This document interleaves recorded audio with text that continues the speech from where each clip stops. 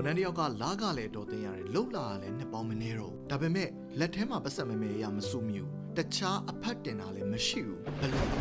ပထမဆုံးလောက်ရမှာကကိုယ့်ရဲ့လာကရလာရင်မတုံးသေးပဲနဲ့အပုံလေးတွေပုံရပါမယ်အဲ့ဒါကို budgeting လို့ခေါ်ပါတယ် budgeting နဲ့ပတ်သက်ရင်အသုံးပြုလို့ကောင်းတဲ့စီမံလေးတစ်ခုရှိပါတယ်50 30 20စီမံပါ50ရာခိုင်နှုန်းကို nix လို့ခေါ်တဲ့စာဝတ်နေလိုမျိုးမတုံးမဖြစ်တဲ့အရာတွေအတွက်အသုံးပြုရပါမယ်30ရာခိုင်နှုန်းကိုတော့ wants လို့ခေါ်တဲ့လူအင်ဆန္ဒတွေအတွက်အသုံးပြုဖို့ရတာပါနောက်ဆုံး10ရာခိုင်နှုန်းကိုတော့စုဆောင်းတာတွေရင်းနှီးမြှုပ်နှံတာတွေအတွက်အသုံးပြုရမှာဖြစ်ပါတယ်အဲ့ဒီ budget ချထားတဲ့အတိုင်းသုံးနိုင်အောင်တက်နိုင်တဲ့လောက်စူးစမ်းပါတကယ်လို့မသုံးမဖြစ်တွေများနေတယ်ဆိုရင် wants ကို30ရာခိုင်နှုန်းမထားဘဲနဲ့ထပ်ပြီး short လို့ရပါတယ်ဒါပေမဲ့စုဆောင်းတဲ့10ရာခိုင်နှုန်းစီကတော့လုံးဝမကြည့်ပါဘူးဒုတိယလောကမှာကတိတိမွှားလေးကနေစပြီးသုံးသမျှကိုစရင်မှတ်ပါကို budget ချထားတဲ့အတိုင်းကိုက်ညီရဲ့လားဆိုတာပြန်ပြီးစီစစ်ပါမကိုက်ညီဘူးဆိုရင်တက်နိုင်သမျှကိုက်ညီအောင်ကြိုးစားပါဟာဆရာကုန်ချစီတွေကအများများတယ်ဘလို့မှကိုက်ညီအောင်လုပ်လို့မရဘူးဆိုရင်တော့တတိယချက်ကို